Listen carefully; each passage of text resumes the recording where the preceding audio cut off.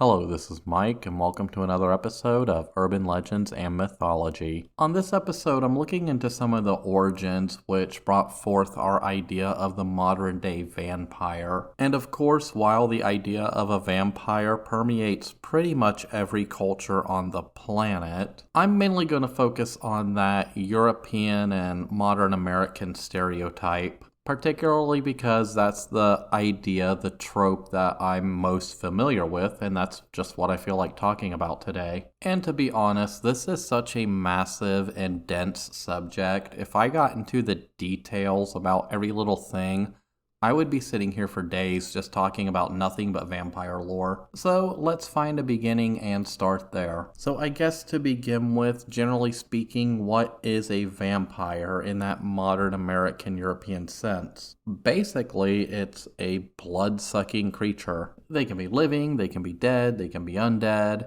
The lore is kind of everywhere with that. In the modern lore, they usually can't go out into the sun, so they're creatures of the night. They sleep in coffins. They have like this sexual allure to them. Usually they'll have some kind of magical powers or super strength. They're supposed to be hypersensitive to religious objects, so like crucifixes, for example. This is to allude to their demonic origins. They're really supposed to be like an anti-Christian type of figure. They usually live in a castle or are from great wealth. And if you drive a wooden stake through their heart or drag them out into sunlight, you can instantly kill them. Or I guess another way to kill them is to just seal them up somewhere and deprive them from blood. I would imagine that would kill them too. But of course, in a lot of the lore and the fiction, they always find a way to come back. I mean, that's how you get film sequels and book sequels, but I digress. So that's basically the stereotype of a vampire. We've all seen it.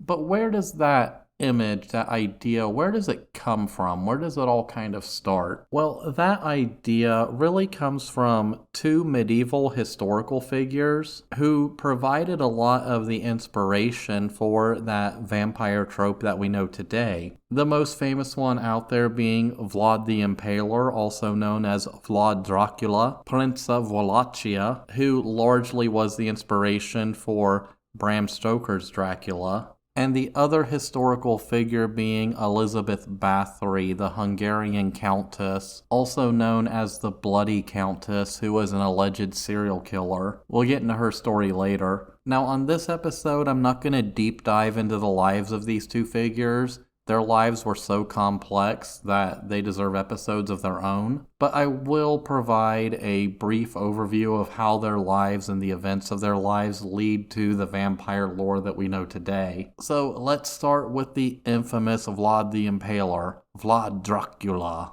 Now, right off the bat, this guy has the coolest name of all time. He gets it from his father, who takes the last name Dracul. After he joins a group known as the Order of the Dragon, they were basically defending Christianity in Eastern Europe following the rise of Islam. Because basically his father's name becomes Vlad the Dragon, and Dracula is son of the dragon. At least that's what it was in medieval Romanian, so that was contemporary to the time. Later in modern Romanian, the word would shift to the devil, which is just as awesome, because then they become Vlad the devil and Vlad the son of the devil, which sounds even more insane and cool. So just some general background of where we're at and when we're at.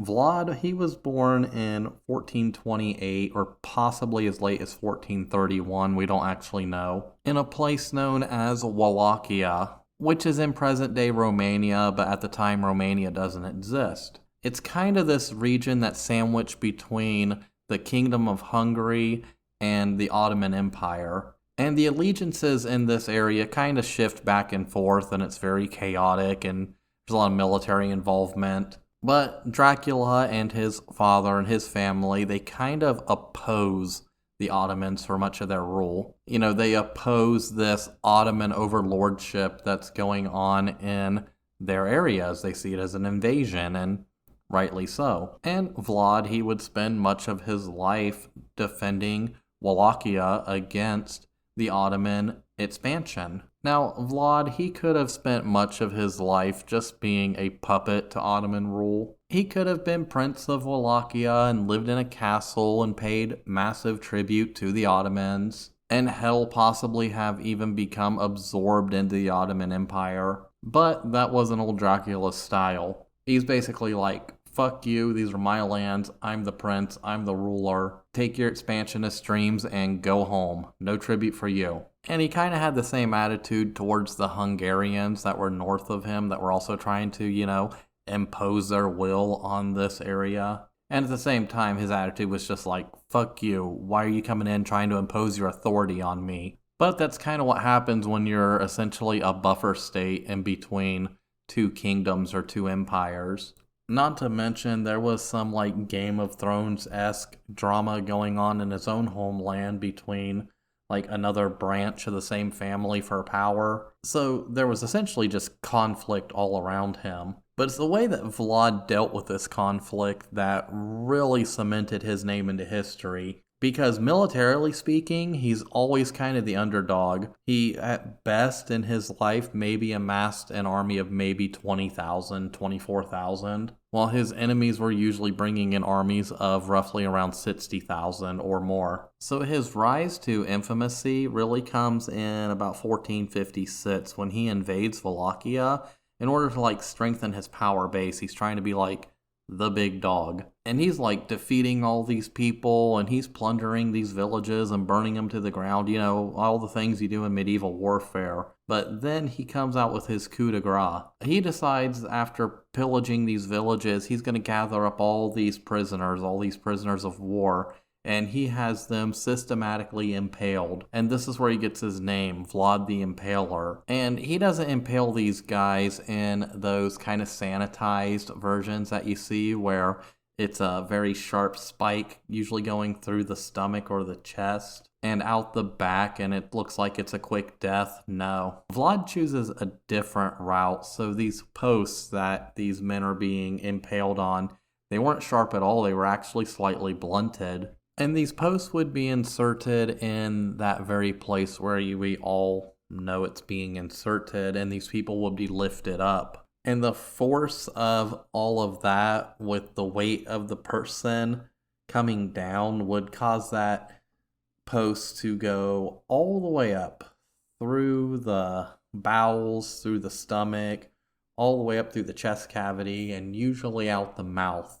And I'm sure with enough practice, they made an art of it. And this would be a slow, agonizing, horrific, brutal death. But that's what Vlad wanted. He wanted to show that he was capable of doing that because at the end of the day, it's theater, it's psychological warfare. He's sending a message to not only his enemies within Wallachia, but also his enemies in Hungary and his enemies in the Ottoman Empire, that he is not to be messed with. And it would become a very effective strategy later in his story. So later in 1462, Ottoman Sultan Mehmed II, he's like the big dog in the Ottoman Empire, he's demanding that Vlad kneel to him and pay personal homage to him and give him massive tribute and basically be his little bitch. Now, Mehmed II, he doesn't go personally for this. He's a sultan, so he basically sends these two guys to go tell him, hey, come to the Ottoman's palace and pay homage to him. And Vlad's all like, let me show you what I do to people who make demands of me. And he has these two envoys impaled. And then he launches his brutal campaign into Ottoman territory. He massacres tens of thousands of Turks and Muslim Bulgarians. Of course, in response to this, Mehmed II, he essentially backs a coup. And this coup was basically to get Vlad out of power in order to install his younger brother, a guy named Radu, onto the, throne. I don't know how principalities work. Do they sit on thrones, or is it like a kingdom type situation? I mean, they sure act like kings, so I don't know. But anyway, the coup works.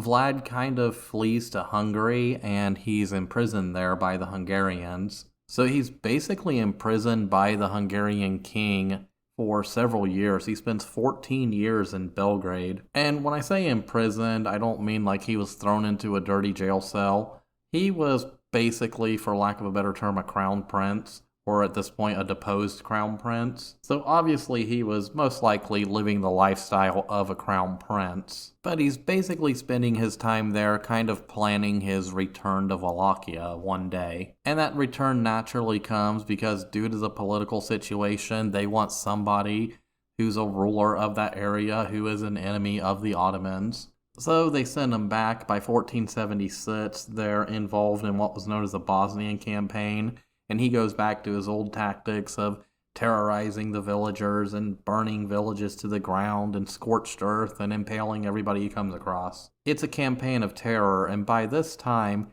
he's already famous for these terror tactics. That's already spreading across like Italy and Germany and the rest of Europe. He becomes a legend in his own time. However, in 1477, him along with a force of 2,000 are attacked by this force of 4,000, and it was believed that he dies in this battle. And there's many stories surrounding his death. Some people say it was a Turkish assassin. Some people say it was death in battle and his body was cut up and his head was displayed. But ultimately his place of burial is unknown. But it's this insane reputation for cruelty on the battlefield and cruelty to the prisoners of these wars that lead us into some of that influence that Bram Stoker took. One story states that he had all these people impaled in front of his palace or fortress or whatever, and they're all sitting there, and some of them are dead and some of them are moaning and begging for death. And he would sit amongst this forest of the impaled, dipping his bread into a bowl of the collected blood and eating it. And that kind of gives us a little peek into that vampire lore. So what happens is, in the 1890s, when Bram Stoker is creating this book, Dracula, he took a lot of inspiration from some of the stories and folklore about revenants in Romania. And to be truthful, Stoker didn't really know anything about Vlad Dracula or the history of medieval Romania or any of this. All he really knew about the man were just a few scraps of history that he kind of pieced together. But he does pluck the name Dracula for his titular character, and he makes the setting in Dracula's homeland, Transylvania, Wallachia, and he mixes it in with some of this revenant folklore, along with those Victorian ideas of an aristocratic count or whatever. But that essentially gives us our modern Dracula. And Count Dracula becomes the modern stereotypical vampire through Stoker's work. And it's through Stoker's work where we start seeing a lot of the stereotypes that would become the typical vampire. For example, he lives in a castle in Eastern Europe. It's always Eastern Europe. He's an aristocrat. Every time in all the vampire folklore, they're always aristocratic or from a wealthy family. We also see through the character Lucy where he comes into her bedchamber at night and drains her of blood while infecting her with the, I guess you can call it the disease of vampirism, because he's able to create other vampires through his bite. We also see where he's kept at bay at one point by the use of garlic, which becomes a trope. However, we still see some of the other older myths about vampirism, so there's the infamous stake through the heart. There's the idea they must rest during the day, they can't go out into the sun. There's also still the idea in this where Dracula in particular, he needs to bring 50 caskets containing his native Transylvanian soil in order to sleep on. And we even see in this instance where he's a shapeshifter. He can transform into fog or a mist or a dog or the infamous vampire bat. It all gets kind of codified with the character Dracula, and then it kind of just evolves from there. Because a lot of those tropes we still see in like the modern fictional versions of vampires. So for example, in pretty much all the modern vampire lore, if you drag a vampire out in the sun, 9 times out of 10 they're just going to burst into like a cloud of dust or whatever. In a lot of modern depictions we see the exploration of vampirism as a disease. It's stated in Blade that it's basically an STD. Now, a lot of modern fictional depictions of vampires, they've kind of dropped the whole religious aspect of it. I think that's because we're evolving beyond a Christian society. But the one thing that stays true throughout it all is the simple bloodlust. No matter what, you can't be a vampire without drinking blood. And that bloodlust kind of leads us to the next topic, Elizabeth Bathory, the Bloody Countess. Her bloodlust is said to have played another pivotal role in the creation of the modern vampire myth. And without diving too deep into her story, I think I'm just going to give a general overview of the legend surrounding her. So Elizabeth Bathory was born in the Kingdom of Hungary on 7 August 1560, and she was a countess. She was a noblewoman. She was part of the landed gentry, the social elite. In fact, when she married her husband, since she was technically of a higher standing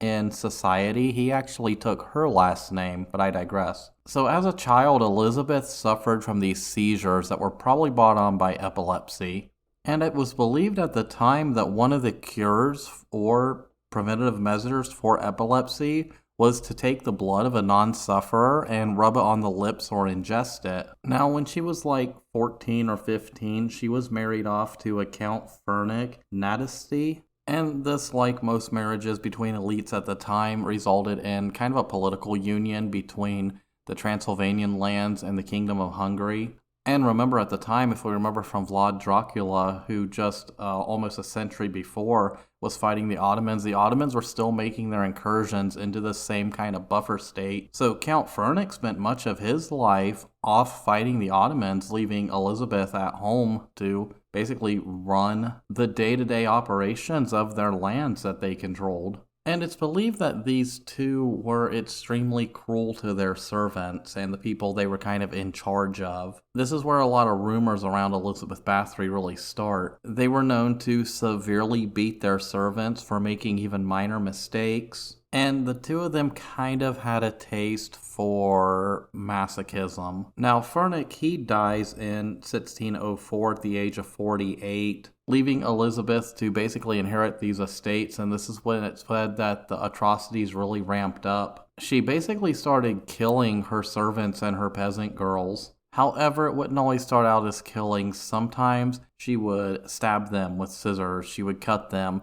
she would insert pins and needles into their hands and fingers. One infamous story was a servant girl was sewing and she missed a stitch, and Elizabeth Bathory, she stabbed one of her fingers with 2 sewing needles and said, well, if it hurts the whore, then the whore is free to pull it out. And after she pulled the needles out, Elizabeth cuts off her finger. She would chain her servants up in, I guess, like the dungeons of the castle. She'd whip them, she'd beat them. She was accused of strangling at least one to death. And she seemed to be one of those people who would derive pleasure from torturing these young women. And that's just the tip of the iceberg. If you name an atrocity, she is believed to have committed it. And the urban legend states that she was doing this in order to draw the blood from them because she would bathe in the blood or use the blood as a beauty regimen to, I guess, look younger or not age. And she was able to get away with this because these were simply peasant women who were at her disposal. However, she started running out of peasant women. So needing more victims, she opens up like this, I guess you can call it a finishing school. And some of the local gentry were sending their daughters to this finishing school, and she was inflicting these same tortures on these young women. However, when these guys started really investigating the deaths of these young girls, they realized that their countess was a sadist and a monster and a serial killer, and they had her arrested. They had her servants who also participated in this. They were all killed, and she was walled up in a room kind of in the bowels of her own castle. She would die in that room a few years later. Now, that's the myth. A lot of people say that a lot of these allegations were taken out of hand, that it was kind of a witch hunt against her. She was a powerful woman in this area at the time. It was disputed territory, blah, blah, blah. As I said before, I can go into an entire episode on her life story. I'm just talking about the urban legend part of her life story right now, because that story gives us some more of those modern vampire tropes. So you have this woman who needs to constantly imbibe, or in this case, bathe or beautify herself with the blood, particularly the blood of virgins. So with this, you start seeing some tropes of eternal youth and even some sexual undertones. And the whole blood thing, it really isn't just in vampire lore, but there were some major religions in the world who would use blood sacrifice, for example, in order to sustain their gods, but that's a story for another episode. But that constant bloodlust, that constant desire to nourish themselves, because even though they're undead, they don't age, they have to nourish themselves to keep themselves, I guess, in that sense of stasis. So they basically just don't, I guess, deteriorate and wither away and die. And it seems kind of funny that some of the biggest influences when it comes to vampirism weren't actual vampires. One was a serial killer, one was a warlord, but they were both from Transylvania. It's kind of funny. But of course that evolves and gets woven into the modern vampire tropes that we see today. Along with another interesting little side note, porphyria. So this is like a genetic disease that comes from inbreeding, and this was known to be present amongst a lot of royal families because, my God, they make hillbillies look tame.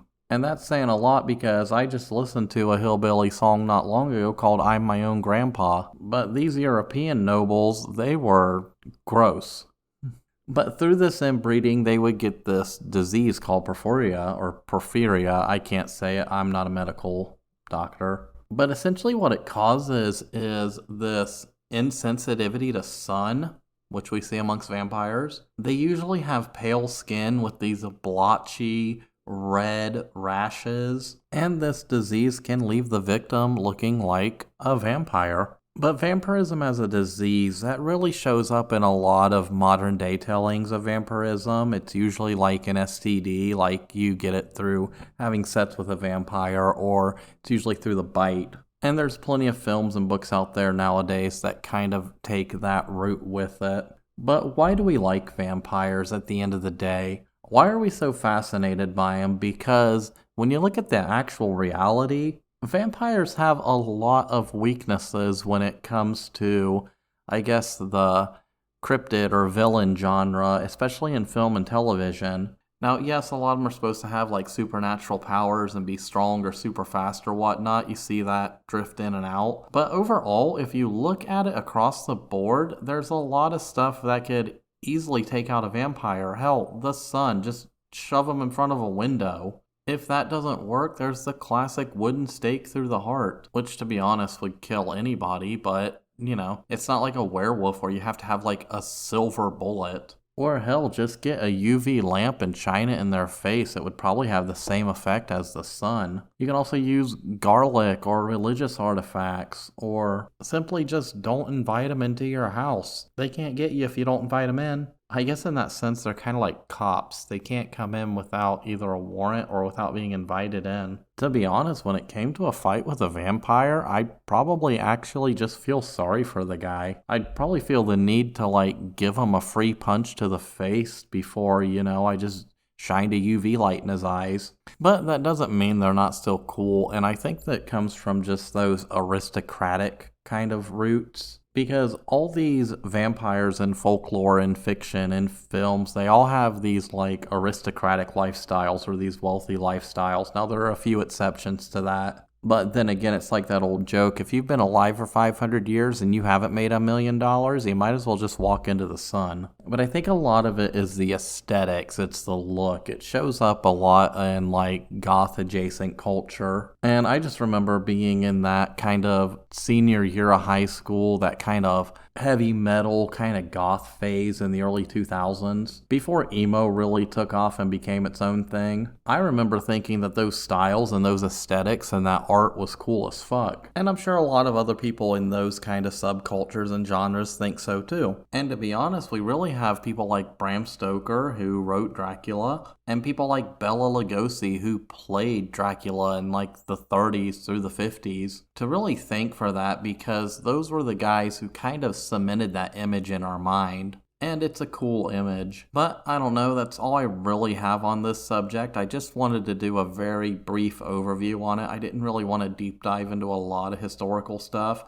Felt like this episode could be like an intro to a lot of that lore. So I guess on that note, I'll end it here. Once again, this is Mike, and if you like the show, if you like what I'm doing, you can always follow me on the socials. It's Urban Legends and Mythology at like Instagram, and Urban Legends and Mythology at Threads. There's also a YouTube page, but I don't do anything with it. It's just re-uploads of the podcast after it launches on Spotify. I think there's like 18 people following it if you're interested. This isn't really meant for the YouTube platform, but hey, it's there if that's all you have access to. Also, feel free to follow it on Spotify. Give me those 5 stars. I need that dopamine hit. And for you rock stars out there, you can always donate to that link in the description of every episode. You guys who are already doing that are truly the ones who are keeping this little podcast going. Hell, thanks to that, I was able to actually upgrade my old broken phone, so maybe I could add some video to this maybe in the future. I don't know. We'll see. But as always, this is Mike, and I will see you in the next episode.